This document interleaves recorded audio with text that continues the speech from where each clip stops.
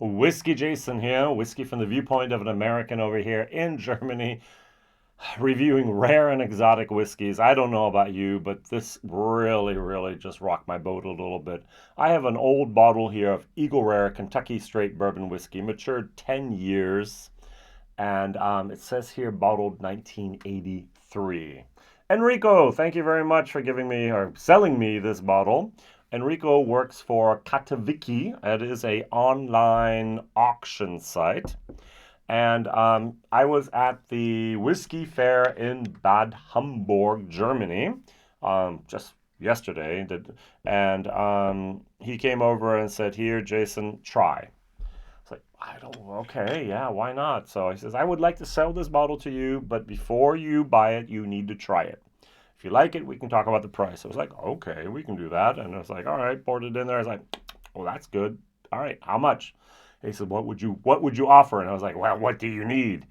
And I had a price in my head, and he was like 100 euros. I was like, "Okay, it's a third." I'd say I actually had the price of 80 in my head. It was like I'd pay 80 for this, so I know that the lowest price I can find is 400 euros online. I found the must-have malts. They have this bottle exactly, but with a wooden box for 950 euros, and in another Italian site, $2,500 with a box. I didn't get the box. That's okay. But I have an open bottle, and it was I know Enrico. I know Katowiki. That's good. And I was like, all right. He said, well, then 90. I was like, great. It was the negotiation took about 45 seconds. It was great. All right, and so I have a Whiskybase number for this. This is Whiskybase number 70240, and this is from the 1980s. Why? Because apparently people can read the bottle of the code on the bottle and they can decide that it's actually from the 80s. I can't. I just have to trust people here. Now it says here, my Italian is terrible, but it says here, I need to go over here to read this correctly. Prodotto de Old Prentice Distillery, Lawrenceburg, Kentucky. This was not made at the Buffalo Trace Distillery in, or the George T. Stagg Distillery, as it was called in the 80s, in Frankfort, Tennessee. This was made in Lawrenceburg, Kentucky. Not Lawrenceburg, Indiana with MGP, Lawrenceburg, Kentucky. And that is very confusing. Now, this was actually produced by Seagrams. Now, Seagrams, we're going to have to go back a little bit in history here. This is going to be a history lesson. So if you're looking for the tasting notes of this, this is going to take 20 minutes before I get there. Let's say that. At least that's what happened in my German video, all right? So we go all the way. I just Googled. I must admit, I know quite a lot about the George T. Stagg Distillery. I know Buffalo Trace. I've never done my research well on Eagle Rare. Shame on me, but now I have. All right, it was the year 1975, and the whiskey market was struggling. And there was a man who worked for Seagrams. His name was Charles L. Beam. All right, so Beam family, the grand nephew of Jim Beam and the fourth master distiller ever at Four Roses. The distillery turns into Four Roses, all right? And he decides to create a new luxury 10-year-old bourbon called Eagle Rare. Now, this was before Jim Beam had the great idea of doing small batches. So we did not have our Bookers, our Bakers, our Basil Haydens, our Knob Creeks yet. Those were another 10 years almost in the making in the 80s. This is 1975, all right? Charles L. Beam has a bachelor's in chemistry, Army veteran, joined the distillery in Lawrenceburg, Kentucky in 1962, and within 6 years he's worked his way up to become master distiller. And back in 1968 he launches his first bourbon named Benchmark. Everyone knows Benchmark, right? So 1968 Benchmark was released. That was back then part of Seagrams. Now, Seagrams, those idiots, they decided to go over to Hollywood and try to make a lot of money, went bankrupt, and the whole thing was then broken up by the industry, and some went to Pernod Ricard, some went to Diageo, some went to Kirkin, and it was just crazy all the different things they did here. Now, Eagle Rare is by many people considered the last bourbon created before the era of small batch bourbons. And this was when the younger generations from the baby boomers back then were actually rebelling against their elders, and yeah, clear spirits became more popular. And the trend in the 1980s, a lot of distilleries closed in Scotland, a lot of distilleries closed in America. And during the 1970s, up until the 80s, what was one of the best selling bourbons on the market? It was Wild Turkey 101. So, have you noticed turkey, eagle, both are birds? Now, this is an Italian product, and so it has 45% ABV. In America, back then, it was Eagle Rare had 101, 50.5% ABV. And there's actually a couple of just wonderful, wonderful advertisements from back then, from the Thanksgiving 1979 advertising. It says, "Carve the turkey, but pour the eagle." And you see a turkey in the background, just like we do at Thanksgiving, and you have this bottle basically just here at the in front with 101 on it. And yeah, I mean that's like a jab in the rib for wild turkey back then. Now the Seagram's Four Roses Distillery, then known as the Old Prentice Distillery. All right, so that's where this was made, Old Prentice, and that's today the Four Roses Distillery. Yeah, and that's where it's served here as the birthplace here of this brand. And they used a low rye bourbon and a heavily charred virgin oak barrels. Now, low rye bourbon back then, at least with Seagram's, low rye, they have two mash bills today. They have 35% rye and they have 20. Did they have a special mash bill for this? I'm not sure. And he really, really wanted it to be at least 10 years of age. So, and then there's a second type of advertisement here from the early 80s. Capture the spirit of Eagle Rare, the only 101 proof bourbon aged 10 years. Now, I think I've showed this in other videos before. This is actually a German bottler.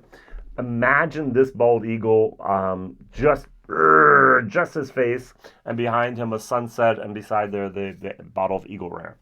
All right, so I mean, it's not even more patriotic as possible with that. All right, so that was, yes, that was also another elbow to the Wild Turkey 101. So it's more expensive, but that's good. Now, in 1989, Sazerac actually acquires from Seagram's the brands Benchmark and Eagle Rare. At that time, Sazerac did not have a distillery, which I think is, oh yeah, I forgot. And their base, and even today, their spiritual home is New Orleans. And the two brands, Benchmark and Eagle Rare, after 1989, so not this juice, but the next generation of bottles, were actually produced at Heaven Hill Distillery in Bardstown, Kentucky, where Charles L. Beam, relative Parker Beam, Craig Beam, looked after the distillation. And most Eagle Rares in the U.S. From 89 to 92, and some even up to 97, still have, were labeled as New Orleans as the place of origin. Crazy, all right? So, now, in 1992, Age International, the company called Takara Shutsu, they still own the Blanton's brand, by the way. They still own Tomatin in Scotland. They put the George T. Stagg Distillery up for sale. And Sazerac says, we have brands, but we don't have a place to make that. All right. And so after the acquisition, Eagle Rare becomes one of the many brands distilled, aged, and bottled on site at Frankfort, Kentucky, now called the Buffalo Trace Distillery. They now use the mash bill number 1, as many other popular brands do, like Buffalo Trace, George T. Stagg, Colonel E.H. Taylor, and so on. And this mash bill number 1 contains 10% rye or less. Okay? It's still today aged in heavily charred alligator, charred number 4 barrels. In 2005, the 101 proof was discontinued, and in America, the 90 proof version was actually then introduced or replaced. The label has gone through a lot of different changes, and it basically looks like this today. All right, so this is going to be my one comparison whiskey, just because I want to show what Eagle Rare is today and what Eagle Rare was back then. Oh, by the way, it's still 38 euros over here for Eagle Rare 10.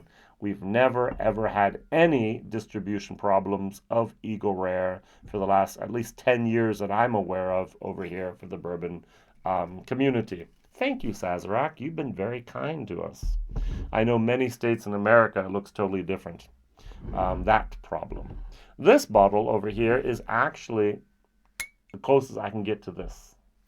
All right, so this is two different types of yeast and two different types of, one is a low rye mash bill, one is a high rye mash bill, but this was made at least at the same location as this was. Now it's called the Four Roses Distillery. Here it's called the Old Prentice Distillery. All right, so now just to continue my nice little story, 2000, Sazerac introduced something called the Buffalo Trace Antique Collection. Guess what? There was a 17-year-old Eagle Rare in there. So, by the way, at that time, Japan was still giving 15-year-old Eagle Rare. I didn't know. All right, and so from 2000 and 2018, Eagle Rare 17 was always bottled at 45 proof, or 45% ABV, 90 proof. 2019, they actually brought it back up to the 101 as a homage, is what I'm going to say, for back then. Now, 2019, Buffalo Trace does something else with their brand Eagle Rare, and they bring out a double Eagle Very Rare, aged 20 years. First year, 2019, 299 bottles. 2020, there was 499 bottles. By the year 2022, there were 1,000 bottles. And for the 23-24, I have no idea how many bottles they put out of the 20-year-old. And then, not to be satisfied with that, in October 23, Buffalo Trace Distillery announced the oldest expression ever. And it wasn't Pappy Van Winkle. It was a 25-year-old Eagle Rare. So there were a total of 200 bottles. Total of 200 bottles worldwide. And the recommended retail price of each bottle was $10,000. As I said, 38 euros. 10,000! All right, so I think they're just getting a little bit ahead of themselves. But there's a market for that, so why not? Why not? Sazerac understands what they're doing. At least with highly exclusive bottles like that. I'm just going to put this over here so I have a little bit of room to see you. On the nose. This is so good. This is dried fruits. This is creme brulee. You take sugar, put the flame on there, you get that. We over here in Germany, interesting enough, call it old bottle flavor. In English, it's an old bottle expression. So we actually have an expression, OBF is what everyone's calling it. It's like, I don't know what that is in English. Oh, okay, good. It's the old bottle effect. It's not expression. OBE is what we call it, old bottle effect. This has been in the bottle for 40 years. 2 points. One, but before I forget it, the other one I hope I won't. This bottle, I don't think after 40 years you're going to have high quality liquid in it anymore. This, I don't think so either. Why? Because of this, the cork. Corks tend to shrink, and they're good for 5 years. They're good for 10 years maybe, but 40 years? No, often not. I had, it's about 8 years ago, someone came to me and said, hey, my grandfather died. There were 2 bottles of Jack Daniels. Both were opened. Would you like to have them? I was like, I don't know. Okay. She said, I don't know what to do. I'm going to throw them away. I said, bring them over. And she brought them over. And one was a green label Jack Daniels. And it had a screw top, just like this. The liquid inside was pristine.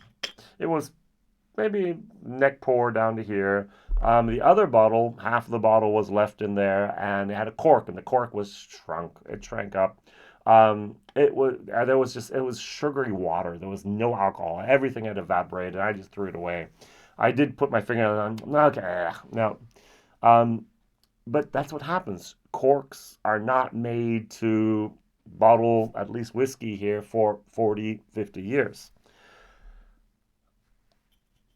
Screw tops, yes. Japanese whiskey, screw tops, yay. A lot of old stuff that's cheap, Rittenhouse, yay. You're not going to have problems with it in general. Here, be very careful, all right, if you buy something from this 80s. Now, I did have recently, it's a couple months ago, I was at Limburg at the whiskey fair. Someone came up to me, hey, Jason, try this. It's bourbon. I went, yeah, but something's off. And I tried it. Oh, I don't like this. He said, try it again. It's expensive. I was like, I just don't like it. He said, that's pre-prohibition bourbon. So I was like, you mean from the 30s? He said, I think it might even be 20s. I was like, that stuff's not good. He said, well, I paid like 40 euros for a dram of it. And I wanted to say, hey, I've tried pre-prohibition bourbon. I said, well, now I can say it as well. Thank you very much. Thank you, Gregor. Gregor from Cologne for that possibility there. So I've had whiskey that's almost 90 years old. It's been 90 years in the bottle. And that had a cork. So I don't even think that had a screw top back then. This does have a screw top and makes a big, big, big difference. One last thing, as I said before, I finally review the whiskey here. I'm going to read the label because I thought that was so cool. In the front, it's all Italian. So it's actually here, the Whiskybase, if you go there, it says here, Importato da Seagrams, Italia, S.p.A. Milano. So, all right. And then here it says on the back, and it's all in English, thankfully. The creation of Eagle Rare bourbon demands time, skill, and patience. As the whiskey sleeps in wood oak barrels for 10 years, our master distiller tests the quality of each barrel again and again. Oh, Charles Beam, I'm sorry, do you have to taste them again and again? Until, in the end, about one barrel in every 37, so less than 3%, laid down is judged fine enough to become Eagle Rare. A single sip of Eagle Rare will tell you what time and selectivity can mean to fine bourbon whiskey. 10 years of fullness, richness, brought together at the perfect moment in time. All this makes Eagle Rare the finest Kentucky bourbon ever made.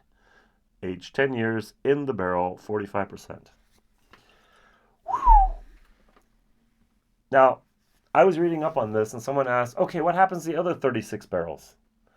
And I've answered that already. Benchmark. So Benchmark was the brand.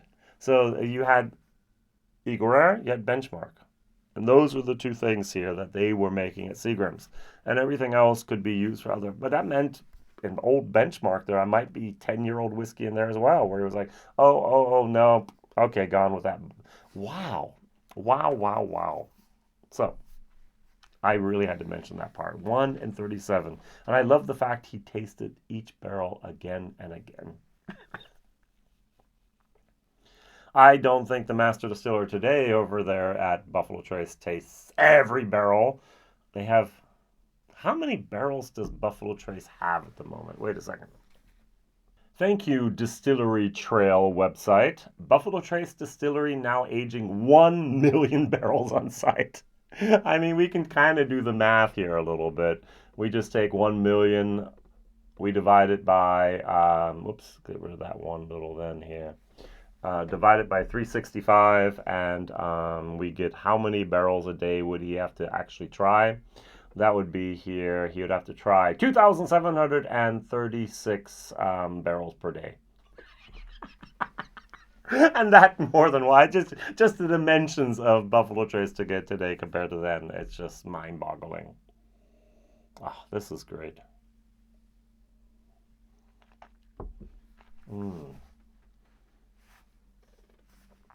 If you ever get the chance to try old whiskey, and it's from a trustworthy source, Enrico, I know, from Katowice, he wouldn't give me something here that's not good, that's not true.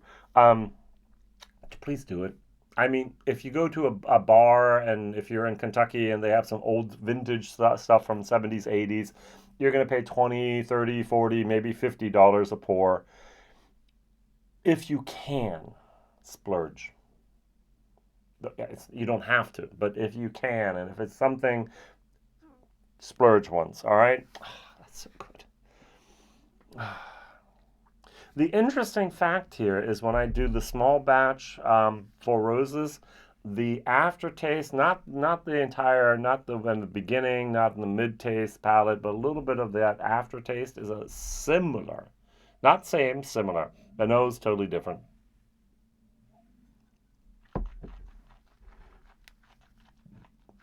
Mm. I was talking in my German video. No, no. It's like, wait, at the end, there's a little bit of a, oh, okay, yeah. There's that much overlap. And that's really kind of cool. I've always, and that's my problem, I've almost always preferred the small batch over the single barrels. The single barrels vary. I've had awesome single barrels and I've had good single barrels. I've always had good small batch. Well, that's what a small batch is. I like that. And the value for money for some Four Roses small batch is unbelievable.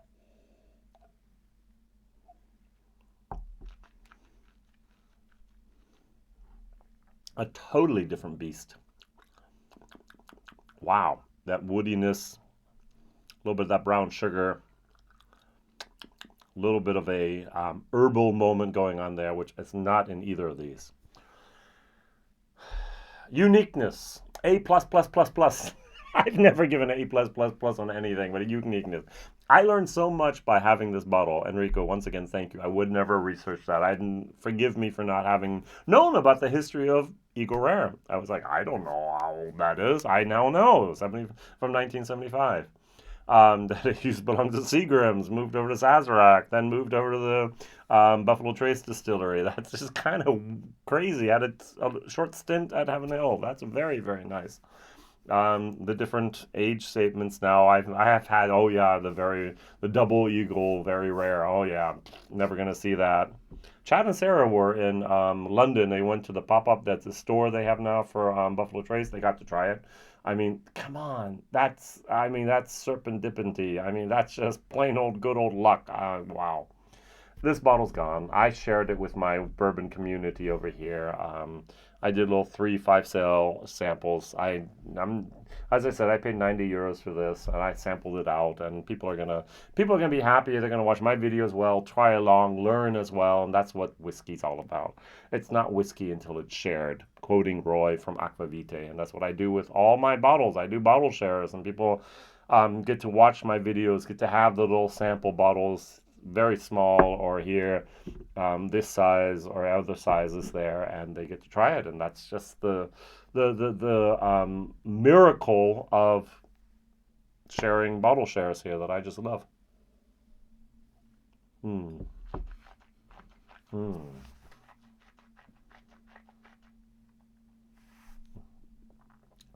There's a thick creaminess that these just don't have. It might be that old bottle effect. It's caramelized, like caramelized sugar. A little bit like a candied apple, that red caramel coating on there. Oh, that's so good. All right, so my question of the day is what is the oldest bourbon you've ever had in your glass? I'm not talking about age, 25, 23, whatever. I'm talking about from the 20s, 30s, 40s, 50s, 60s, 70s, 80s, 90s, 2000s. What is the oldest bottle you had? And it just might be a 10-year-old from the 80s, or it might be a pro-prohibition, or it might be this or that. Write it down and tell us a little bit about your experience there. I'm so happy about this, and I love. Enrico said he has some other bottles out there. He said, but you have to try them before you buy them, Jason. I'm not going to sell it to you blind. You have to like it before you buy it. I was like, okay, yes, sir. I was like, that's so crazy. I love that. Katawiki, if you never looked at that, CATAWIKY on a auction platform. I've used them a few times in the past. I have 3 German sites I use more often now here, and I'm happy with them. But I can recommend them that you take a look at that as well. They do have some interesting rare and exotic stuff on there. See you real soon, Whiskey Jason. Bye bye.